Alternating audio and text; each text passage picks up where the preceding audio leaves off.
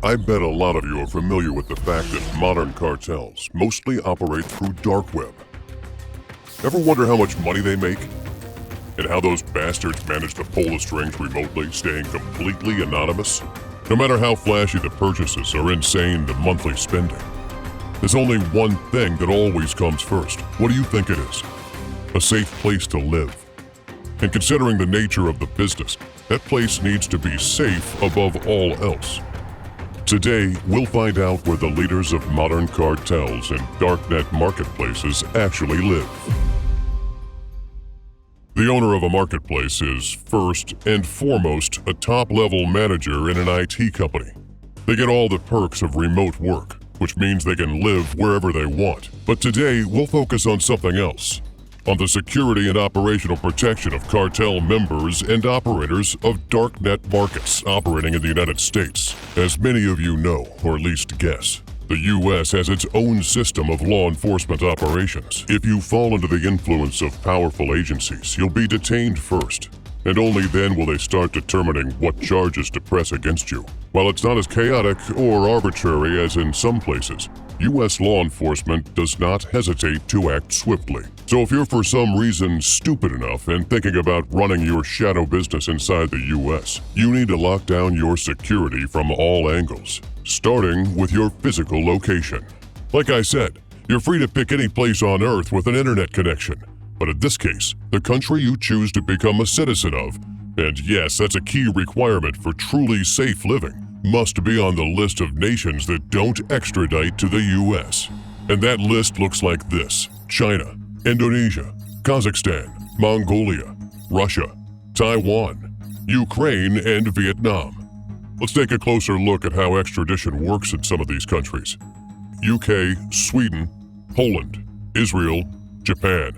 The laws in these countries allow them to deny an extradition request if local authorities have doubts about the fairness or humaneness of the justice system in the country asking for the fugitive.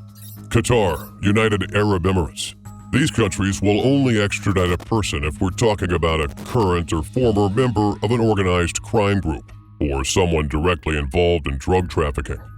But let's be real for a second. Let's say you're a citizen of a country that legally won't extradite you under any circumstances. We still live in the real world. Just because something is illegal doesn't mean they won't find another way to get to you.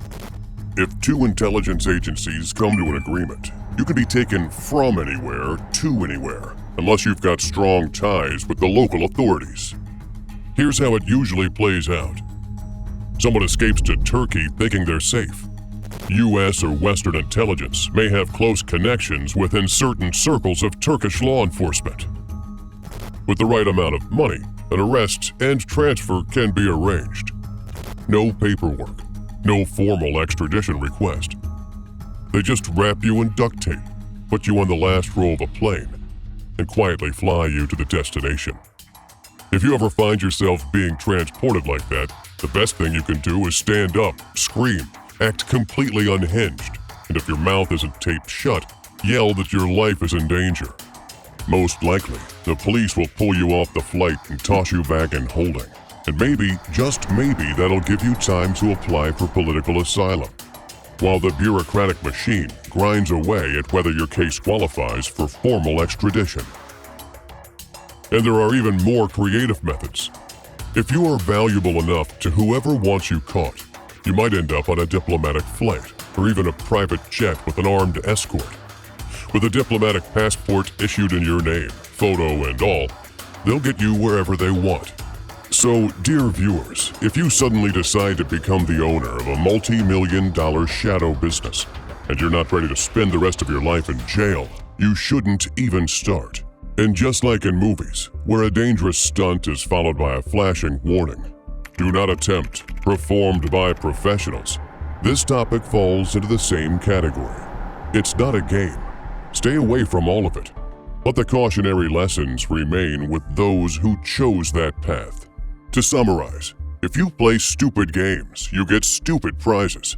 And trying to mess around with the U.S. special agencies is a masterclass of idiocy. This has been Professor Moriarty. Until next time.